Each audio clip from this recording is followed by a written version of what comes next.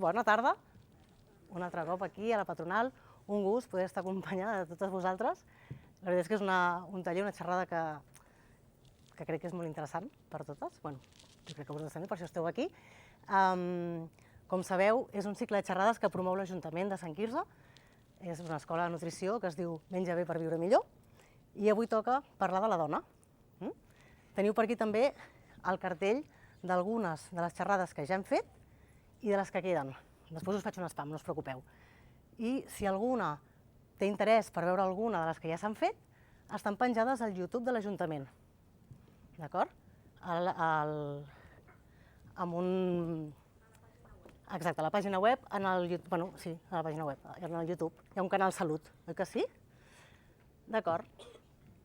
De tot el que us hem donat, el dossier és per vosaltres, és per treballar 4 cosetes ara, i aquí al final teniu un QR que teniu tota la presentació. Per tant, si voleu fer fotos per d'això bé, però que no cal que estigueu fent fotos a les diapos perquè ho teniu tot. D'acord?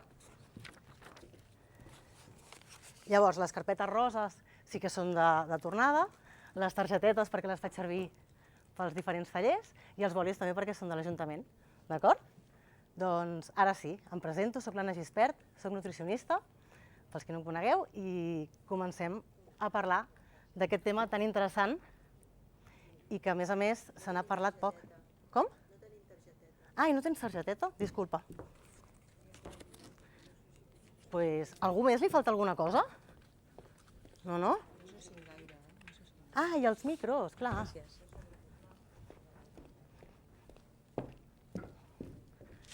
Clar, això és ara sí, no? Ai, jo també pensava, passa alguna cosa i no sé ben bé el que és. Doncs ara sí. D'acord. Anem a fer un viatge per la nutrició al llarg de les diferents etapes de la vida de la dona. És extens, tenim una horeta, o sigui, seran pinzellades, però podeu parar-me. És a dir, podeu parar-me si hi ha alguna cosa que us interessa molt, després ja tornarem a agafar el fil. Però ja us dic que hi ha bastanta informació i que és extens, per tant, posem-nos les piles. Comencem parlant de la nutrició amb l'etapa de la menàrquia, de la pubertat, que és l'inici de tot aquest cicle hormonal, tot aquest vaivén hormonal. És vital conèixer aquestes fases del cicle. Ara veureu una miqueta el per què. Però comencem explicant que tot comença al cervell. D'acord? El cervell, l'hipotàlem, la hipòfisis, es comunica amb un eix amb tots els ovaris i tot l'aparell reproductor femení i comença aquesta comunicació per fer aquest vaivén hormonal, que és com, no sé, natació sincronitzada, podríem dir-li. Llavors, al principi, comencem amb la pubertat. La pubertat és quan comencen a haver-hi petits canvis, comença, per exemple, el botó mamari, i comencen a haver-hi petits pulsos d'una hormona, la LH, la luteinitzant, i comença una miqueta abans de la menàrquia. La menàrquia és la primera menstruació. I aquesta, al promig, en el país on vivim, de 12, apareix als 12-13 anys. Però fixeu-vos que fa 2 anys cap aquí comença una miqueta abans. Hi ha moltes teories del per què. Un any abans d'aquesta aparició del botó mamari comencen aquestes, se'n diuen pulsos de LH, i són per la nit. Per tant, si no descansem bé, això no comença a funcionar bé. És molt important, encara que no es llegeix amb aquest color, molt important un descans òptim en aquesta etapa i en totes les etapes de la dona i de l'home, però avui com que som dones, necessitem començar a treballar cap a una alimentació saludable, flexible, responsable, que contingui tots els macronutrients, proteïnes, greixos, hidrats de carboni.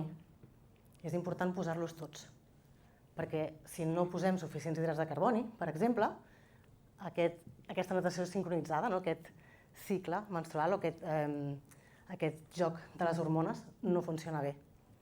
Llavors, els requeriments, és a dir, el que necessitem, depèn de cada una. És a dir, quin exercici fa, si en fa, amb quina freqüència, quant de temps, quanta durada, quina intensitat. És a dir, que això s'ha d'individualitzar, com sempre. I s'ha de treballar també ja des d'aquesta edat la relació amb el menjar. Esteu d'acord? Perquè vivim en una societat on estem constantment bombardejats per cultura de dieta, sí? Gordofòbia. Que la gordofòbia no significa por o fòbia a les persones de tamany gran, significa por a pujar de pes. Doncs hem de començar a treballar aquesta relació amb el menjar, ja que és una edat crítica, i en alguns casos derivar amb psicòleg, no? Hi ha coses que s'han de treballar conjuntament. Vinga, comencem, ja que tenim les targetetes, sí? Comencem amb una miqueta de verdader i fals. Comencem poquet a poquet i anem pujant. Verdader, fals, som-hi. És normal que la regla faci mal i que necessitem antiinflamatoris. Què creieu que és? Amunt, amunt, amunt, que no els veig. Fals. Gràcies. Perfecte. Però fa uns anys donava la sensació, i de fet jo encara em trobo moltes dones en consulta, que normalitzen aquest dolor. I no s'ha de normalitzar, no és normal. Molèstia sí, però dolor que d'alguna forma ens afecti, no? La qualitat de vida, no és normal. Vale. Per tant, fals. L'ovulació, que és una de les fases o events del cicle menstrual, passa el dia 14 de cada cicle. Verdader o fals? Fals, verdader, fals, fals. Aquí ja tenim una miqueta més de... Doncs és un mite. En general, pot ser que moltes dones aquesta ovulació estigui just al dia 14, però jo diria que aquest mite ha fet bastant de mal. Per exemple, en temes de fertilitat o de mètodes anticonceptius. Depèn. L'ovulació pot estar bastant més cap aquí o bastant més cap allà. Podem tenir els cicles més curts i que també són saludables, fins a cert punt, o més cap allà. Hi ha vegades que, per un estrès físic o emocional o per una baixa disponibilitat energètica o per qualsevol causa, pot ser que aquesta LH que puja just abans de l'ovulació i pregunta a l'hipotàlem de tot bé per aquí, per ovular? Doncs pot ser que l'hipotàlem digui doncs ara no és un bon moment per reproduir-se, perquè al final és l'objectiu de tot plegat, en aquest sentit, hormonal, i pugi aquesta LH però no s'ovuli i que al cap d'uns dies es torni a preguntar. Per tant, és fals. Seguim. Estàvem dient que és important conèixer aquest cicle menstrual i que també és important consumir nutrients que ens ajudin a optimitzar tot aquest cicle. Llavors, com ha de ser aquesta alimentació? Fixeu-vos, proteïnes, que són importants a totes les edats, a la pubertat, a l'edat fèrtil, a la perimenopàusia, en totes les edats. Són importants perquè a vegades les dones, depèn de quines èpoques, a vegades ens quedem curtes o a vegades ens passem també, vull dir, s'ha de revisar. Però les proteïnes són importants perquè si no, no comença a funcionar bé res. Els cereals integrals, els llegums, sempre ajustant amb l'activitat física, amb el context de la persona, amb els objectius del moment. Les verdures i les fruites és la base de qualsevol patró saludable. 2 o 3 fruites al dia, un parell de racions de verdura protagonistes al dia. Aquí podem matisar moltes coses, però aquesta base ens dona vitamines, minerals, fibra, antioxidants, fitoquímics, que regulen la resposta inflamatòria, que és important, amb tot això que estem parlant. I antioxidants també ens ajuden a baixar, a que l'òvul, per exemple, estigui més ben nutrit, que no s'envelleixi tan ràpid, d'acord? I també són importants els greixos. Greixos saludables, què significa? Oli d'oliva, olives, per tant, també, els fruits secs, el peix blau petit, sí? Com no ha de ser? Amb flexibilitat, sempre. A mi sí, els que em coneixeu ja sabeu que treballo molt amb la flexibilitat, però lògicament si ens fixem en les coses que sí que ens nutreixen, de forma natural desplaçarem una miqueta el que són els ultraprocessats, farines refinades, amb greixos de mala qualitat, o aliments que són més amb aquestes coccions fregits, o greixos hidrogenats, que són de mala qualitat. Tot això ja sabem que ens porta a alteracions metabòliques i a patologies que són importants conèixer perquè és el que ens està fent mal a la societat d'avui en dia. Síndrome metabòlic, les prediabetis, autoimmunitats, etc. I què és el cicle menstrual? hem d'entendre que es tracta d'un cicle vital. És una senyal que ens envia el nostre cos i que ens dona informació molt valuosa. És com una newsletter que ens dona cada mes, d'acord? Per tant, més enllà de la reproducció, que clar, biològicament estem preparats per això, però més enllà d'això, ens informa sobre el nostre estat de salut i el nostre benestar. Clar, a vegades, quan parlem del cicle menstrual, ens fixem amb el dia que ens ve la menstruació, però la menstruació és un event més d'aquest cicle menstrual i no és el més important. El més important sabeu què és? L'ovulació, ho anireu veient. Però aquesta menstruació, com dèiem, és una de les seves fases i conèixer com funcionem i què necessitem potser en cada moment de la vida és això, una eina d'autoconeixement.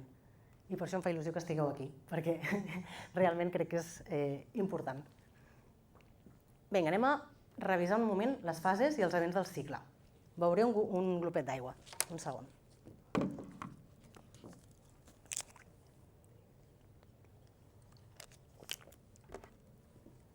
Disculpeu, que em notava amb la boca superseca.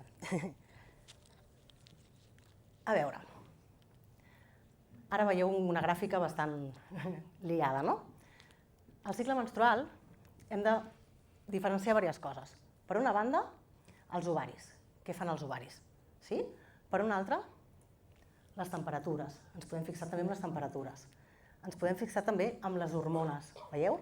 Aquesta, blava, és la LH, aquesta que dèiem que fa el puls just abans de l'ovulació. Després també ens fixarem en les hormones que s'agreguen als ovaris, que són els estrògens i la progesterona, que aquests també us sonen. I finalment també ens podem fixar en què està passant a l'endometri. Llavors, a l'inici del cicle, o sigui el dia 1, és el primer dia de la menstruació. I a partir d'aquí comencen a evolucionar les hormones i van passant coses. Es comença a nutrir l'òvul i si aconseguim nutrir-lo bé, aconseguim l'ovulació i aquesta ovulació treu el cos luti o cos groc que comença a segregar progesterona. I quan, per exemple, segreguem progesterona, el que passa és que ens augmenta la temperatura del cos. Sí? I fixeu-vos que els estrògens estan més alts a la primera part del cicle, durant l'ovulació cauen, i a la segona part del cicle pren més importància la progesterona, que la progesterona, fixeu-vos, què fa amb l'endometri? L'endometri, el primer dia del cicle, el que fa és es desprèn, i tenim la menstruació. Amb la menstruació no traiem l'òvul, que és un mite també. Es desprèn, tenim la menstruació, i després es comença a tornar a formar l'endometri i es fa més gran i més gruixut per fer un niu, per fer una caseta, per si ens quedem embarassades. I aquest endometri ben format es fa gràcies a la progesterona, aquí, amb la progesterona. Si no fem bé l'ovulació i no segreguem bé progesterona, aquest endometri potser cau abans i potser tenim taques de menstruació abans de que toqui, per exemple, i altres símptomes. Sí? S'entén? Tiro endavant. Tots aquests vaivens hormonals, si prenem anticonceptius, no hi són. Fixeu-vos. D'acord? Què volem dir amb això? No passa res, perquè hi ha vegades que requereix prendre anticonceptius, o que volem com a mètode anticonceptiu o per treballar de mentres el cos per solucionar, o per millorar una endometriosi o un síndrome d'ovaris poliquístics. Hi ha molts motius que ens poden portar a prendre anticonceptius, però simplement que sapigueu que la regla no hi és. Sangrem, el que se'n diu és un sangrat per deprivació, però no és una menstruació, per tant no ho volem, no hi ha cicle menstrual, no podem treballar coses que direm avui. Llavors, es pot adaptar l'alimentació i l'entreno al cicle?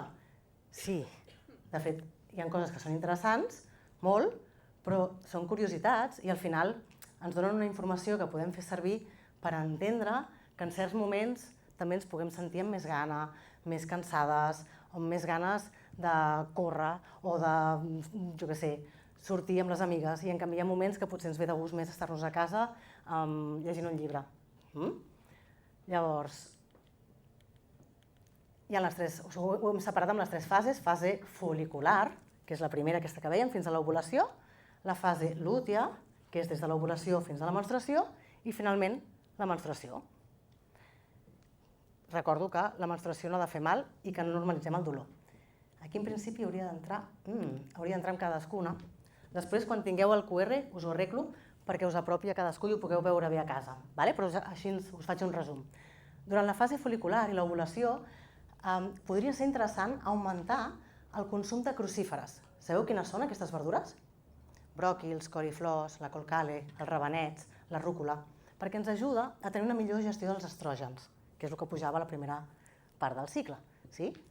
A més, ens anirà bé també augmentar aliments que tenen zinc, fruits secs, el marisc, el llegum, i antioxidants, la fruita i la verdura, que ja la tindrem, i tenim millor sensibilitat a la insulina, és a dir, metabolitzem millor els sucres. Per tant, aquí també és bon moment per posar hidrats de carboni de bona qualitat. I fotre-li canya amb l'esport, perquè amb els estrògens estem més eufòriques, en general. Cada persona és un món. A la fase lútea, que és aquesta que dèiem des de l'ovulació fins a la menstruació, que és quan podem tenir també algunes dones, algunes persones menstruants, més sintomatologia. Llavors, en aquesta fase lútea, doncs, el que podríem...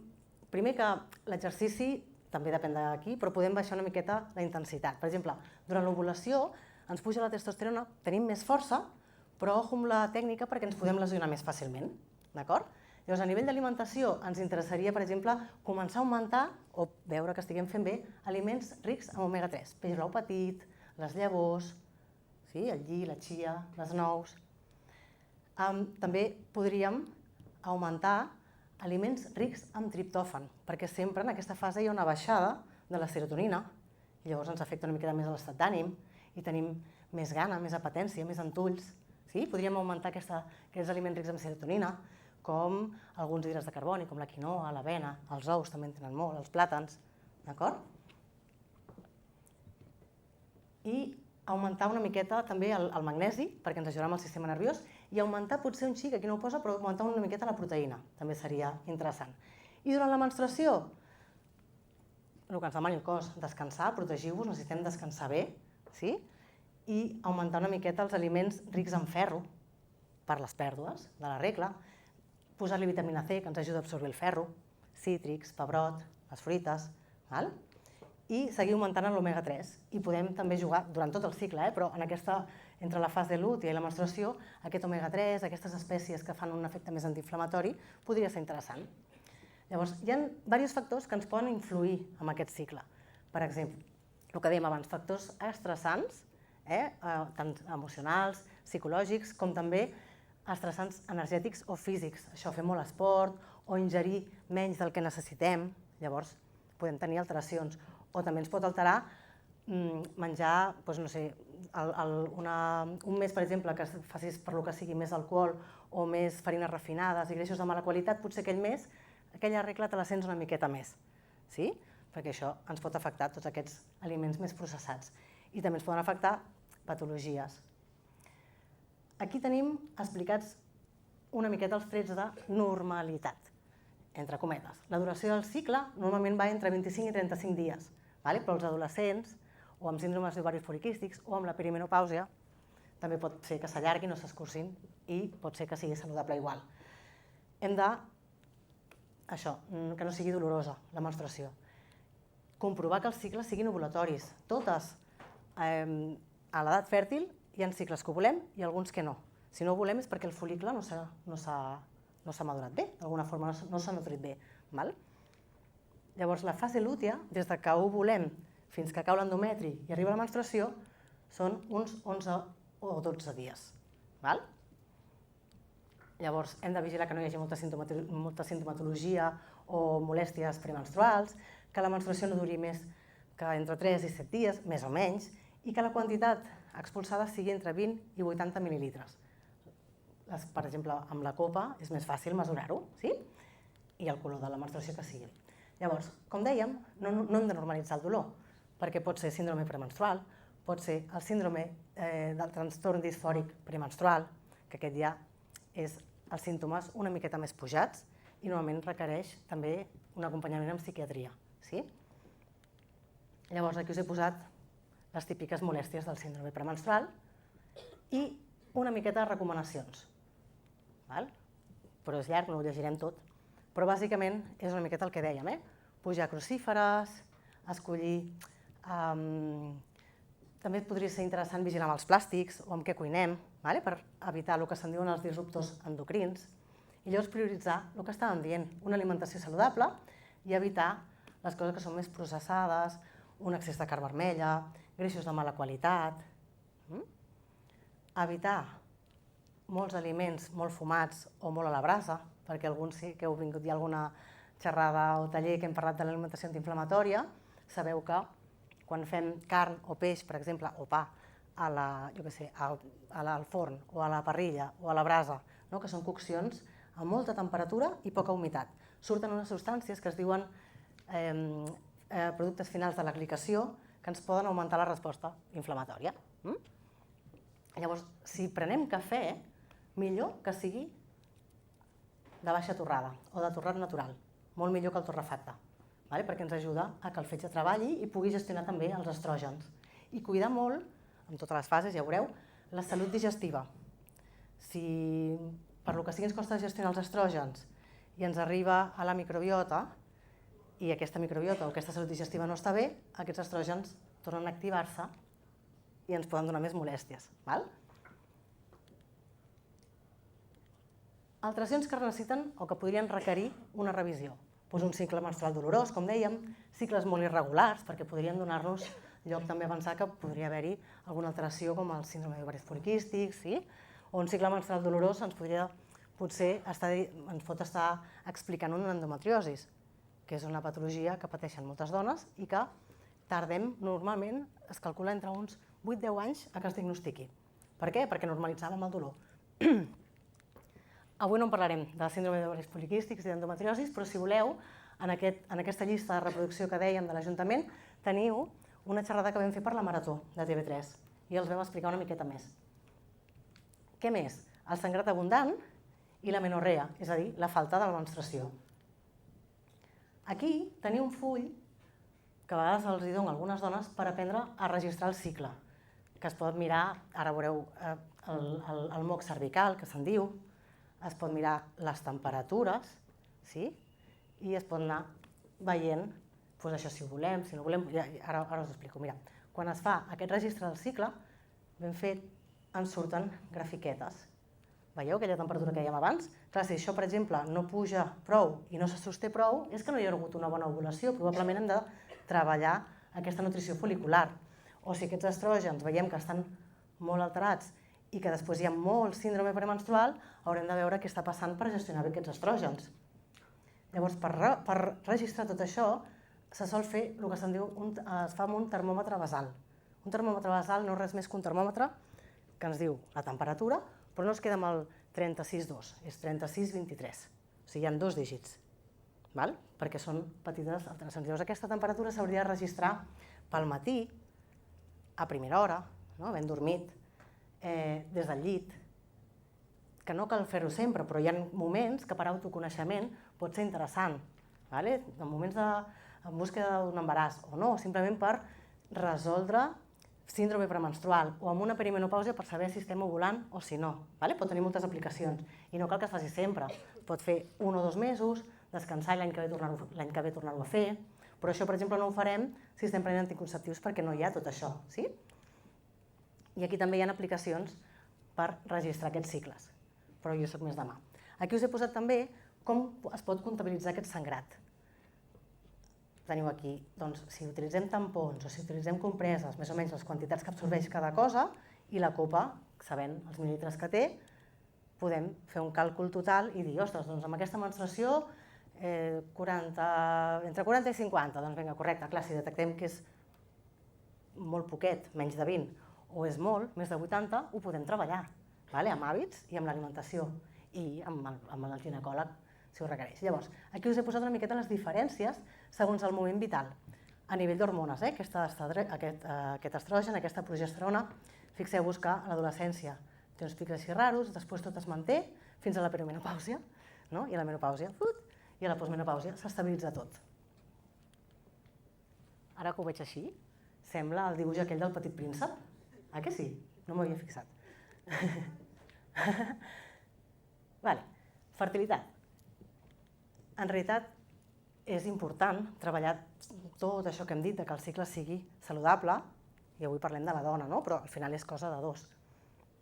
Llavors, hi ha una sèrie de signes de fertilitat, que és el que estàvem mirant abans amb aquesta grafiqueta o aquest registre. El moc cervical. El moc cervical és no res més que, o sigui, ho segreguem cada mes i veieu que el flux va canviant, no? El que taquem a les calcetes. Doncs això va canviant. Llavors, normalment el moc més estrogènic, és a dir, quan estem a punt d'ovular o ovulant, és més el que se'n diu clara d'ou. I és més tipus cremós quan puja la progesterona, o sigui, a la segona part. Això també ens pot indicar, ens pot anar dient si ho volem o si no ho volem, i ens pot indicar cosetes. La temperatura basal amb aquest termòmetre que hem vist i la posició del cèrvix, que és una miqueta més complexa, i avui no entrarem, perquè amb aquestes dues n'hi ha prou. Com deia, és cosa de dos, però es poden fer moltes coses per millorar aquesta fertilitat. Si algú té interès, però perquè dic que si no ho anirem allargant, us he posat tant coses interessants amb l'alimentació com amb altres hàbits. Però, per exemple, és important garantitzar una alimentació saludable i intentar detectar si hi ha dèficits o carències. Per exemple, amb una analítica podem veure com estem de vitamina D. La vitamina D, quan anem en busca d'un embaràs, l'hauríem de tenir més alta del que ens posen els valors de referència a l'analítica. Hauríem d'estar almenys a 50 nanograms per mil·lilitre. O, per exemple, la TSH, l'hormona estimulant de la tiroides, a vegades està una miqueta alteta, però tampoc està fora del rang, però ens podria explicar algunes classes de bors. També ens hem de fixar amb la B9, amb la B12, amb la B6, totes aquestes vitamines del grup B, que a més sempre són anticonceptius, hi ha una depleció, és a dir, baixen. Per tant, si volem anar en busca d'un embaràs, abans haurem de procurar alimentar-nos bé i si fa falta suplementar. Quan ens suplementem amb la B9, que és aquest àcid fòlic, us sona? Hem de buscar un àcid fòlic que sigui actiu, que sigui actiu, i s'ha de mirar bé amb la suplementació que ens donin, que es diu metilfolat. Perquè hi ha una part molt gran de la població que té el que se'n diu un polimorfisme genètic, no res, és un gen així o aixà, que no fa bé aquesta conversió i si pren la B9 sense que sigui activa, no és efectiva. I com que no farem testos a la gent per saber si té aquest polimorfisme o no, és millor donar el metilfolat. I està bé que es comprovi. Seguim. Embaràs i lactància. Això és una altra fase de la dona que pot ser que la passem o pot ser que no. Durant l'embaràs no s'ha de menjar el doble, sinó que s'ha de menjar el doble bé. De fet, sol ser una bona oportunitat per motivar-nos a cuidar-nos més, perquè sí que és cert que afecta a la salut del nostre nadó. Aquí us he posat un resum dels aliments, així en general, que hauríem d'evitar. El primer, l'alcohol és claríssim, aquí, la cafeïna, us faig un matís. En realitat sabem que uns 200 mil·lígrams de cafè, de cafeïna, no passaria res, però s'han d'evitar excessos. El de les vísceres, per si us sorprèn, és que no se n'abusin. Per què? Perquè podem fer un excés de vitamina A. La resta, clar, els làctics no pasteuritzats per evitar toxinfeccions, carn, peix, marisc, crus, també per evitar toxinfeccions, allò típic de no puc menjar pernil, però si es congela sí. El sushi també, si alguna vol fer sushi, doncs que el faci a casa millor i congelat, si pot ser, 4 dies. Llavors, tot el que són els peixos blaus grans, que tenen també metalls pesats, evitar-ho amb l'embaràs i també els nens petits fins als 10 anys i a partir dels 65 anys també. És un resumet. I la lactància és realment... amb l'embaràs també vigilar, la preeclàmpsia, si ens puja la tensió, vigilar la diabetis gestacional, que sapiguem que hormonalment ja ens ho dona, que puguem tenir problemes amb la metabolització del sucre. no vol dir que estiguem fent res malament, d'acord? I són coses que es poden treballar, però si algú no té interès, després em pregunteu i en parlem més, però tiro una miqueta endavant. De fet, hi ha una miqueta de verdader fals amb això, em sembla. La lactància és un moment preciós i, sens dubte, és el millor pel bebè, però també a l'acció de la dona, informada, d'acord? Hi ha coses molt interessants de la lactància, com l'autonomia metabòlica que ens dona el fet de que la llet s'adapta a les necessitats del nadó, per exemple. No entrarem més avui per aquí, a no ser que em vulgueu preguntar alguna cosa, però també es tracta d'aprofitar aquesta finestra d'oportunitat per començar a crear-li una bona microbiota al bebè. Aquest conjunt de microorganismes que són importants per la salut i que es conformen sobretot els primers 1000 dies de vida de la persona. Després es van modulant en funció de l'estil de vida, de les medicacions, etc. I al final, això, el més important són ells, decidim com ho decidim fer. Vinga, tornem amb el verdader fals. Això, em sembla que us he contestat. S'ha d'eliminar la cafeïna durant l'embaràs i la lactància. Fals, perquè ja no me'n recordava. Fals. Durant la lactància s'han de prendre més làctics o un suplement de calci. Molt bé. En realitat, podem tenir unes necessitats un pelet més augmentades de calci, però no cal que els traiem dels làctics. Passa que sí que és veritat que tenim una indústria làctia que és forta i tenim làctics que són molt bons aquí i si els escollim de bona qualitat, en la majoria dels casos no hi ha absolutament cap problema. No són proinflamatoris ni res de tot això. Si voleu, després en parlem. Durant l'embaràs s'ha d'evitar menjar alguns formatges. Vinga. Verdader. Sobretot els que no són pasteuritzats, per evitar la listèria, per exemple. La lactància pot ajudar a recuperar la nostra forma física. Pugeu. És cert. Durant la lactància hi ha uns requeriments molt més alts amb energia. Es calcula que gastem entre unes 500 i unes 700 calories més al dia, perquè clar, requereix aquí energia. I si ens cuidem, cuidar-nos. Una alimentació saludable, flexible, responsable, i amb la lactància, a més, quan succiona, fa també contraccions en l'úter i se'ns col·loca tot molt més ràpid. Per tant, és cert. La lactància ajuda a la mare, i al nadó també, a prevenir alguns tipus de càncer. Verdader. Exactament. Molt bé. A veure... Alguna pregunta fins aquí? Alguna aclaració? Vinga, va, que ara entrarem en una zona més... A mí me pregunto en castellano. Sí, claro. Espera, que vamos a hacer una cosa. Si no et fa res, que així ens senten totes. Solamente que me llamó la atención en la diapositiva anterior lo de las nueces. A ver, espera, Eran nueces en el embarazo, Sí. A ver, que este me lo he saltado porque os he ido directos a los que eran más... las nueces del Brasil.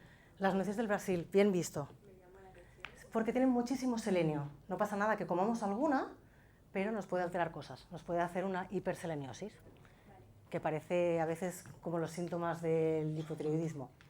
A veces, ¿vale? Gracias. ¿Alguna cosa más? Bien visto, Alguien más? Algú més? Doncs vinga, continuo. Que ara ja ens posem més en temes pantanosos, no? Epa. Aviam que passo ràpid. Epa. Vale. Què, ens anem a la zona de la perimenopàusia, menopàusia i postmenopàusia? Sí, no? Perquè així com dèiem que l'embaràs potser hi passem o potser no, aquí sí que hi passem. Sí o no? I de fet, al final és l'època on estem més anys de la nostra vida. Per tant, és important. I se n'ha parlat poc. Ah, que sí? Ara se'n comença a parlar més. Però se n'ha parlat poc. De fet, els estudis amb la dona és que se'n fan fa 4 dies. Perquè fins ara, com que la nostra complexitat hormonal alterava una miqueta o complicava l'extracció de les dades de quan es feien estudis, doncs res, fem els estudis amb els homes i ho extrapolem amb les dones i ja està, i aquí no passa res. I sí que passa, perquè lògicament hem de buscar igualtat en drets, però iguals no som, que no? Doncs vinga, anem a veure. Aquí us he posat un resum, no? Que hem d'augmentar també potser aquests aliments rics en calci, la vitamina D, que és importantíssima, la fibra, cuidar aquesta salut digestiva, ho tindreu després, i mantenir o treballar per tenir una bona composició corporal. Vol dir aquesta relació múscul-greix, perquè sí que és una època on podem començar a tenir més aquesta inflamació crònica de baix grau i, per tant, per ajudar-nos a tot això, reduir els aliments que són més processats. Molt bé. Vinga, va, verdadero i fals, que aquest us agradarà més. Què tal? Aviam. Fals. Molt bé. Exactament. Ens pot afectar l'estat d'ànim, etc., però la libido i en dones amb la menopàusia i amb la postmenopàusia, al final és molt personal, per tant és fals. Durant la menopàusia m'engreixaré.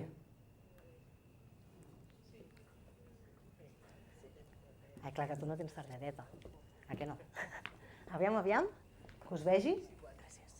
Tu també, Carme. Espera, perdó. És que ara us he vist. No creieu que us veig molt, des d'aquí? Sí? Vale. A veure, com anava això, que no us he vist? Vale. A veure, és fals. En realitat, el que hi ha és una redistribució del greix corporal. Sí, que bé. Bueno, la vida són canvis, també, al final. Llavors, sí que és cert que hi ha aquesta redistribució i se sol passar més del greix a la zona de les cuixes i glutis, que ens servia per l'època més fèrtil, se'ns sol passar més a la zona de la panxa. Per tant, on es col·loca aquest greix, quan es redistribueix, és la zona visceral, que és la metabòlicament més perillosa. Per tant, hem de treballar-ho. I també què pot passar? Que ens vingui més gana. Per què? Perquè els estrògens ens treuen, ens regulen una miqueta la gana. Quan tenim la menstruació, el moment abans de la regla, que és quan baixen estrògens també tenim més gana. Doncs quan comencen a baixar i pujar estrògens amb la perimenopàusia o a baixar ja i regularitzar-se més amb la menopàusia, podem tenir bastanta més gana. I al final, per exemple, quan estem amb la menstruació, és entendre-ho. És a dir, és que si m'està demanant menjar, potser és que necessito més energia, perquè si no tinc aquesta energia, el cicle no es pot iniciar d'alguna forma. Vull dir que té un sentit, que ens hem de fer cas. Això també és molt alliberador, no? Llavors, amb la menopàusia, també què ens passa? Com que a partir dels 40 anys ens comença a baixar la massa muscular, també què ens està passant? Que cremem menys. Si se'ns ajunta que cremem menys i no fem res per treballar-ho, augmentar aquesta massa muscular i ens augmenta la gana, doncs sí, podria ser que en alguns casos pugéssim una miqueta el pes, però no té per què passar, o sigui, és un mite. La menopàusia porta alteracions de l'estat d'ànim. A veure... Verdader, fals... És verdader però és transitori. Si s'allarga molt, demanem ajuda, d'acord? Però sí que és verdader per tot això que estàvem dient. I per més coses, fixeu-vos. Els estrògens, és que fan moltes coses els estrògens, però una de les coses que ens fan o que ens ajuden és que durant l'època fèrtil vulguem cuidar més els nostres. La parella, la família, els fills... I quan baixen aquests estrògens, potser ens irrita més tot. Us quadra? Perquè us ho explico perquè li trobeu un sentit i diu, vale. I llavors què ens està dient tot això? Que potser ens hem estat uns anys pels altres, i en aquest moment és, ei, que necessito cuidar-me jo. I és quan moltes vegades ens adonem de, ostres, quant temps fa que no faig res per mi? Sí o no? L'autocuidado és importantíssim. Vinga, les alteracions de la son no tenen res a veure amb la menopàusia. Verdader? O sigui que és un no, O sigui... Sí que tenen a veure, o sigui, és fals. Sí que tenen a veure. És bastant normal amb la perimenopausa, quan comencen a anar avall i amunt les hormones, patir transitoriament insomni, despertars nocturns a les 3 o les 4 del matí, o dificultat amb la conciliació de la son, i també es pot treballar. Existeix la crononutrició, que crec que en parlarem en algun moment. La perimenopausa és una muntanya russa, sí o no? Però necessitem informació, menys tabús i més informació. A veure, no res més que, quan parlem de perimenopausa, és la transició d'aquesta etapa reproductiva a l'etapa no reproductiva. Llavors, el que dèiem, no totes les dones passen per l'embaràs, per qui sí, i, a més, com dèiem, és el moment més desconegut. Fixeu-vos que, això que dèiem, no s'ha estudiat la dona fins fa 4 dies, però per allà als anys 90 es va començar a veure aquestes diferències, van dir, ui, sí, la menopàusia. I què va fer? Què va passar? Es va medicalitzar. Sí o no? Sí, així vam començar. Quan en realitat es poden treballar moltes més coses, que hi ha vegades que és necessari, el tractament hormonal substitutiu. Mireu, el climateri és tot el que envolta tota aquesta fase. Hi ha la pre- o perimenopàusia, no, la perimenopàusia seria tot, la premenopàusia, el moment de la menopàusia és quan portem un any sense menstruació, i després d'aquesta menopàusia hi hauria tota la postmenopàusia. Sí? I la perimenopàusia és tot aquest liu d'aquí. Clar, la pre i una miqueta després de la menopàusia és quan tenim més aquesta muntanya russa. Després es comença a estabilitzar una miqueta més tot. I l'edat mitjana d'aquí a la península sol passar quan un càlcul mitjà, als 51 anys, però clar, és molt personal. I també hi ha patologies o situacions, alguns tipus de càncer hormonodependents que a vegades requereixen fer una menopàusia precoç. Sí? Vull.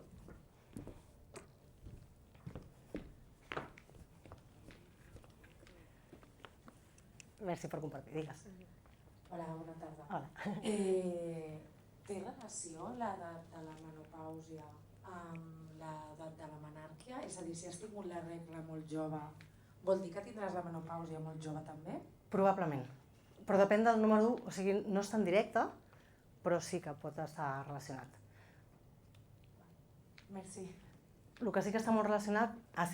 El que sí que està molt relacionat és si la vostra mare ha tingut la menopàusia... És aquesta la pregunta? Doncs sí, si la vostra mare ha tingut la menopàusia a tal edat, és probable que la teva no s'allunyi molt. D'acord? A la vostra disposició, Vale. Símptomes. N'hi ha moltíssims. D'acord? En aquesta gràfica, si us la mireu tranquil·lament més a casa, perquè és un estudi molt xulo que es va fer sobre la menopàusia, que va sortir l'any 2023, bàsicament el que ens diu és que la duració dels símptomes sol ser entre la mitja, entre 1 i 3 anys. Però clar, aquesta premenopàusia pot començar entre 2 i 12 anys abans de la menopàusia. I depèn de molts factors, doncs ho patirem més o ho patirem menys. I els símptomes, això, 2-12 anys abans de la menopàusia. Aquests nivells d'estrògens que parlàvem abans fluctuen d'una forma brusca. És una autèntica muntanya russa. Llavors, hi ha cicles que podem tenir els estrògens més amunt, i quan tenim aquests estrògens més amunt, ens costa metabolitzar aquests estrògens, ens dona més simptomatologia, com per exemple una menstruació molt més abundant i amb més dolor, i més intensa, i més llarga, i més retenció de líquids, i més sensibilitat a les mames, i més irritació. En canvi, hi ha mesos en què els estrògens estan baixos, fins i tot hi ha mesos que sangrem però no ho volem. Quan aquests estrògens estan més baixos, podem sentir més depressió, més tristesa, més suors nocturns, els calors, sufocos, ho he posat fatal, després ho corregeixo, i palpitacions. És perquè entengueu i que, ostres, què pot ser? Que tingui els estrògens alts, que tingui els estrògens baixos? Si tinc els estrògens molt baixos, per exemple, tampoc no faré bé l'ovulació. Per tant, també la progesterona tampoc estarà bé. Llavors, En aquesta època de la perimenopàusia hem de treballar aquesta síntesi de progesterona, hem de treballar aquesta nutrició fol·licular, una bona alimentació, una miqueta tot el que hem explicat abans amb els cicles, perquè aquest fol·licle, aquest òvul, es formi bé, maduri bé, pugui trencar la paret ovular i aquest cos luti segregar la progesterona i que la progesterona ajudi a equilibrar els símptomes. Sí? Per tant, hem de treballar la metabolització d'estrògens. Quedeu-vos amb allò que hem dit abans de les crucíferes. D'acord? Si podeu fer-ne 3 a la setmana, millor, com a mínim. I també aquest treball per reduir aquesta inflamació crònica de baix grau. L'alimentació antiinflamatòria és molt àmplia, però que no ens falti fruita, verdura, greixos de bona qualitat, espècies, que tot això ens desplaci, que no vol dir prohibir-nos, aliments més proinflamatoris o més processats. Per tant, anem a treballar a nivell hormonal, a nivell hepàtic per metabolitzar bé els estrògens i a nivell digestiu per acabar-los de metabolitzar bé i treballar aquest greix visceral o aquesta composició corporal. No existeix una dieta específica, però podem aprofitar aquesta alimentació al nostre favor i aportar aquests nutrients que estàvem dient i també buscar amb analítiques i mitjançant registres perquè no hi hagi carències. Si hi ha carències, se'ns desequilibren coses. Si hi ha carències, aquests ovaris o aquests fol·licles aquests òvuls o aquests fol·licles no estan ben nutrits. Per tant, un resum. Començar a pensar en augmentar el calci, que després us he posat a la taula, les crucíferes, fitoestrògens. D'on venen? Les llegums, no només la soja, tots els llegums, el lli, la chia, tot això té fitoestrògens, per exemple. Que hi ha hagut molta polèmica també amb això. En parlem, si voleu, ara. Mira, sí, ho parem aquí. Perquè s'ha sentit molt de, ostres, ojo la soja, perquè pot augmentar el risc de càncer, sí o no? S'han fet estudis de 1000 maneres. I la conclusió, a dia d'avui, és que fent dosis fisiològiques de llegum, de lli, de chia, per exemple, pot ser molt interessant amb totes les fases posar almenys unes 2 cullerades de llavors al dia per regular certes coses. Lli, chia, pipes de carbassa, girassol, sèsam, que el sèsam té calci. Aquests fitoestrògens, que són dels aliments, no són estrògens, són substàncies que s'assemblen estructuralment als estrògens i s'acoplen en els receptors estrògens. Llavors són moduladors. Què vol dir moduladors? Vol dir que si ells s'acoplen aquí i hi ha molts estrògens que ens donen sintomatologia, aquests estrògens queden per la sang i el cos els pot eliminar si el fetge funciona bé i si l'intestí funciona bé. D'acord? Però també, quan els estrògens baixen, aquests mesos que els estrògens baixen o quan anem cap a la menopausa i que els estrògens baixen, aquests fitoestrògens tenen un efecte estrogènic molt dèbil, amb la qual cosa ens aguanta una miqueta la sintomatologia. Llavors, hem sentit moltes vegades de les isoflavones de la soja. En general, si tenim moltes calors, pot ser una bona idea prendre un suplement. Però aquí sí que vigileu perquè amb suplements sí que en persones amb una predisposició, amb un càncer hormonodependent o que n'hagi passat algun, jo no suplementaria. Però no vol dir que no puguem menjar soja ni llegums. S'entén? S'entén, no? Vinga, a part d'aquests fitoestrògens, que com us dic són moduladors i són interessants, però sobretot des de l'alimentació, jo no ho suplementaria perquè sí. De fet, potser fins i tot si hem de suplementar alguna cosa per les calors començaria per una altra banda. Per exemple, jo què sé, trèvol vermell. O no, o començar simplement a mirar com estem descansant. Estem fent exercici, com estem menjant, com estem d'estat d'ànim, de nervis, perquè qualsevol cosa que ens exciti el sistema nerviós central ens donarà aquests sufocos, aquestes calors. Per exemple, coses molt picants. L'alcohol també ens donarà més calors. D'acord? Però primer treballaria aquestes bases i després, si és que cal, podem anar a buscar suplementació. Què més és interessant a part d'aquestes 3 coses? Augmentar la fibra, fruites, verdures, hortalisses, els llegums aquests que dèiem, i el midó resistent. Sabeu totes, no? El que és el midó resistent? Us ho explico per si hi ha cas. Per exemple, la patata és el que està més estudiat. És quan coem la patata, per exemple, al forn i ens sobra i la guardem a la nevera. El midó aquest de la patata un cop es cou, que queda més gelificat, quan, si ens ha sobrat, el guardem a la nevera, com a molt 1 hora i mitja fora del marbre, això en parlarem la setmana que ve, amb una xerrada, no deixem les coses refredant al marbre, sisplau, per higiene alimentària, per evitar toxinfeccions. Doncs aquesta patata, un cop la posem a la nevera, amb aquest fred de la nevera, el midó es transforma en el que se'n diu midó resistent, o midó retrògrad, que té 3 característiques. Una, ens atipa més, ens sàcia. 2, no eleva tant el sucre en sang, té unes càrregues glucèmiques més baixes. I 3, ens fa un efecte prebiòtic, alimenta la microbiota intestinal.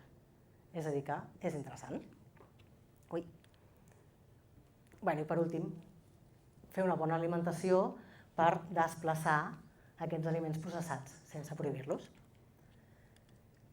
Quan desapareix la menstruació, aquests requeriments de ferro baixen, però clar, quan estem en premenopàusia, doncs pot ser que un mes tinguem un sangrat superabundant i que estiguem aquí gastant tot el ferro i ens quedem amb anèmies, doncs per prevenir això hem de posar aliments rics en ferro.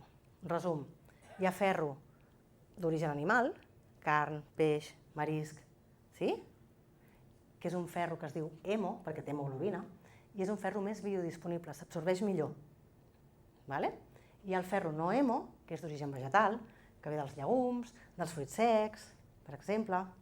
Doncs aquest ferro no hemo no té hemoglobina, és menys biodisponible, s'absorbeix pitjor, però no vol dir que no ens serveixi. De fet, podem potenciar tant un com l'altre, com en l'àpat on hi posem ferro, per exemple. Jo al dinar em dedico a que poso aliments que són més rics en ferro. Doncs en aquell àpat és interessant posar-li vitamina C, un cítric, una fruita, o amanir amb llimona, o afegir pebrot, que és el vegetal que té més ferro, que té més vitamina C, perdó, d'acord? I treure, evitar en aquell àpat, no vol dir al llarg del dia, en aquell àpat, aliments que ens limiten l'absorció del ferro, que són aliments rics en calci. És a dir, els làctics, però també el sèsam, les ametlles, d'acord? Això per les persones que tinguin problemes amb aquest ferro. Tots aquests canvis que hem estat parlant ens afecten tant a la salut reproductiva, perquè s'acaba aquesta etapa reproductiva, ens afecta a nivell metabòlic, com hem vist, tenim més risc, ens augmenta el risc, quan comencen a baixar els estrògens, ens comença a augmentar més el risc cardiovascular, d'acord? I el risc també de patologies autoimmunes. Autoimmunes són un conjunt de patologies que el que passa és que el sistema immune, per diferents motius, està confós i crea anticossos i ens ataca estructures nostres. Per exemple, un hipotiroïdisme, o un hiper, és una autoimmunitat, d'acord? I s'ha d'entendre també què vol dir i com funciona per ajudar que la cosa vagi millor. O una celiaquia, també és una autoimmunitat. O una artritis reumatoide, o una psoriasis, o un lupus, n'hi ha moltíssimes. Doncs bé, a nivell metabòlic, important cuidar, i la salut òssia, pren importància aquí. La menopàusia, com hem dit, és ja quan portem un any sense la menstruació. I aquí comencen a estabilitzar-se aquestes hormones i sembla que la majoria de dones començarien a baixar aquesta sintomatologia. Dic la majoria perquè cada dona és un món i hi ha dones que es passen molts anys després de la menopàusia amb sintomatologia. S'ha de revisar i s'han de fer coses per millorar-ho. Per tant, aquesta sintomatologia s'estabilitza i l'objectiu, què serà? Alleujar i reduir aquests símptomes.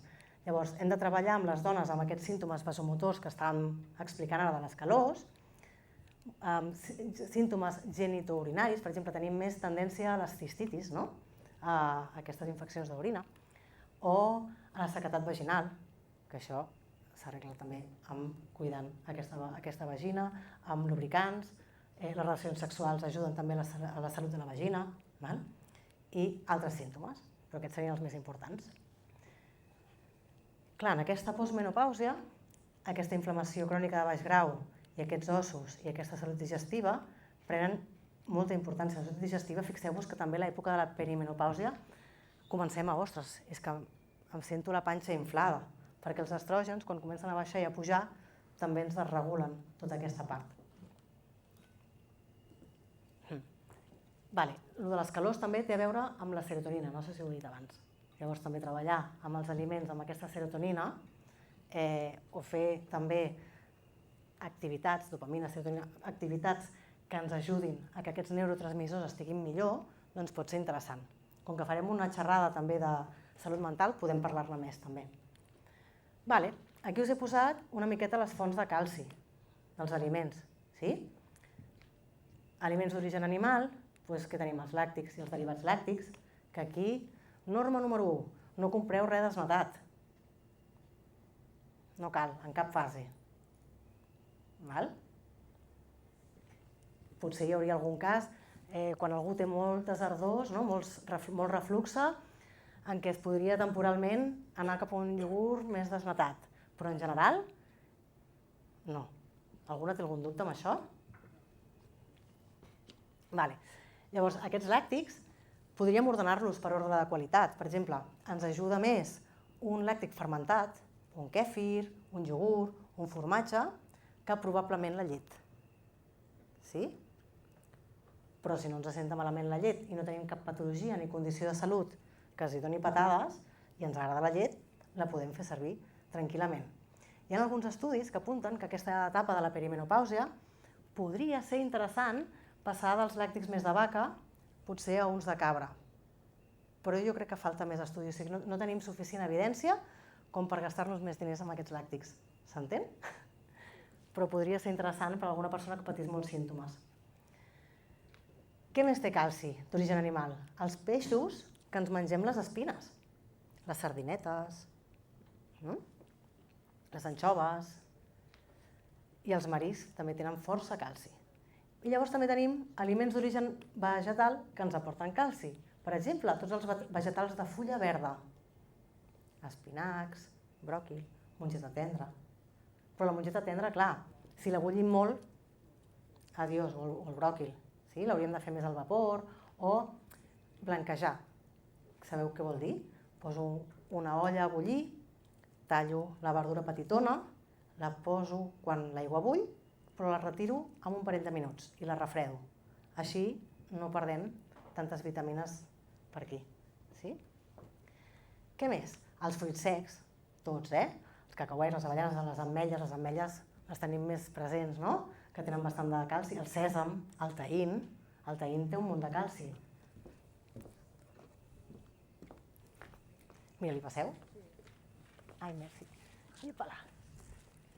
És molt interessant que parles del sèsam, però jo penso que hauries de dir que és entrinxat, perquè si no aquest... Sí, totes les llavors, tens tota la raó del món. Sí, sí, totes les llavors tan petitones, tal com entren, surten, si no. Mira, les que s'han de... Mira,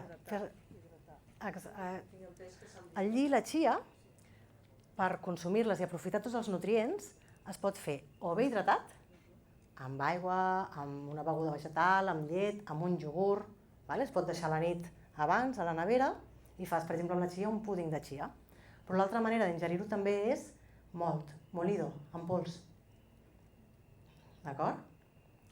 El sèsam, només que es trenqui una miqueta i que es mastegui bé, ja ho tenim. Però sí, bona observació. Què més? Té algun dubte més amb aquest tema? Sí, mira, passeu-li el micro. Aprofitem. És que jo tenia entès, perquè he estat en una xerrada de nutrició Sí?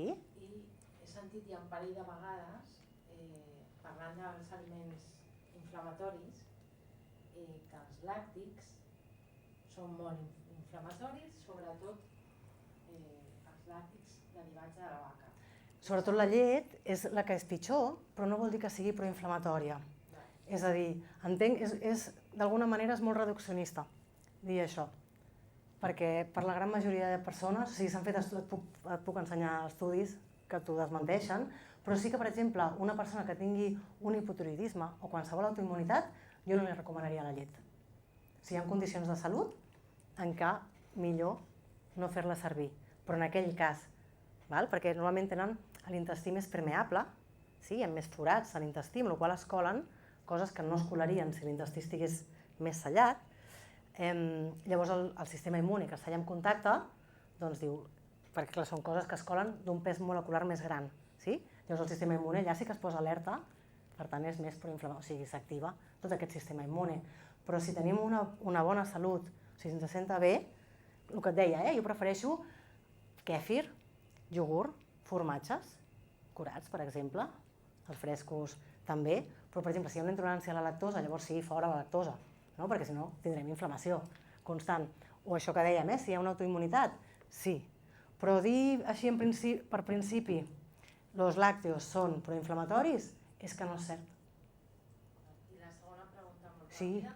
A dintre d'aquest grup que has posat làctics, peixos, bueno, que has posat marisc, peix que has posat... Les anxovetes i les sardines, sardines, perquè ens mengem les espines. una persona, per exemple, que no mengés làctics, cap làctic, si menja marisc i menja anxoves i sardines, ja té...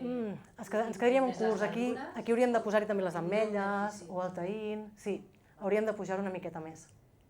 Cert, bona observació. De res, mira, te'l vinc a buscar. I les nous, preguntes? Les nous tenen, per exemple, molt omega-3. Vale? Per exemple, per moltes coses. Però les nous tenen alguna de calci, però no es caracteritzen per això. Uepa. Vale?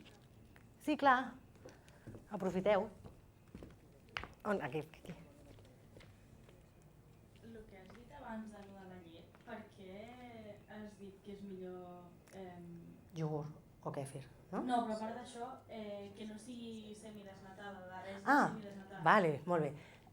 Perquè realment tot aquest tema de buscar làctics desnatats va sorgir en una època on pensàvem que els greixos eren el dimoni, perquè engreixaven, no?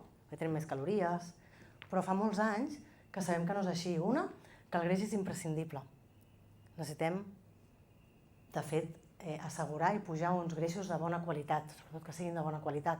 Llavors els iogurts i la llet, ja et dic, prefereixo de més qualitat, els iogurts o els fermentats, perquè tenen els pèptids, no? Aquestes línies de proteïnes són més petites i per a algunes persones seran menys proinflamatòries. Doncs aquest greix és un greix saturat, que també ens pensàvem que era el dimoni, no? I que també sabem que és necessari. Llavors aquest greix, si el traiem, si fem un iogurt desnatat, què fem? Traiem el greix, queda una textura, que és una porqueria, perdó, i li acaben posant més midons, més coses, amb la qual acaben actuant més com el sucre. I en canvi un iogurt sencer porta aquest greix que diem que és bo, que ens sacia i és palatable, ens dona més plaer. Sí? S'entén? O sigui que no cal. Però clar, els iogurts, què ens passa? Tu vas a un súper i el lineal et tornes boig, has d'anar així. Has d'anar en búsqueda del iogurt natural sencer, sí o no? Penseu que un iogurt ensucrat, clar, les papil·les gustatives s'acaben acostumant, tot això, un iogurt ensucrat, si mires a l'etiqueta quants hidrats de carboni dels quals sucres, porta al voltant del sucre que portaria una copa de Danone. Jo prefereixo menjar-me un dia una copa de Danone, sí o no? I en canvi, els iogurts tenim com la falsa sensació de és saludable. Doncs que sapigueu que moltes vegades estem menjant molt sucre per aquesta banda. Llavors és preferible, si ens agrada el iogurt, perquè si no ens agrada és que mengem més formatge, o mengem més sèsam, o fem més salses amb taïn, o mengem més bròquil, sí? Doncs si ens agrada el iogurt, disfruteu-lo sencer o grec. Al grec què li passa? Que li afegeixen una miqueta més de nata. Però si és sense sucre tampoc passa res, no? Què passa a la nata? Que té lactosa. Per tant, les persones que puguin tenir intolerància a la lactosa podria sentar-los malament. Això ja ho hem d'individualitzar. Queda respost? No compris més iogurts desnatats, sisplau. Ens hem quedat per aquí, no? Aquests vegetals de fulla verda, aquests fruits secs, els llegums també tenen força calci i aquestes llavors de sèsam, mira, les de girassol, n'oblidava, espècies com l'orenga, però clar, espècies al final en posem poca, d'acord? I per millorar l'absorció del calci, perquè clar, no es tracta tan sols de posar-hi calci i ja està, necessitem acompanyar-lo a que tinguem un bon estat nutricional, tots aquests nutrients. La vitamina D, se n'ha parlat molt, no?, de vitamina D. Sempre que puguem l'hem de mesurar, perquè fa molts anys ens pensàvem que, com que érem un país mediterrani i ens donava el sol, doncs que anàvem tots bé. 90 i pico % de les persones el tenen baix.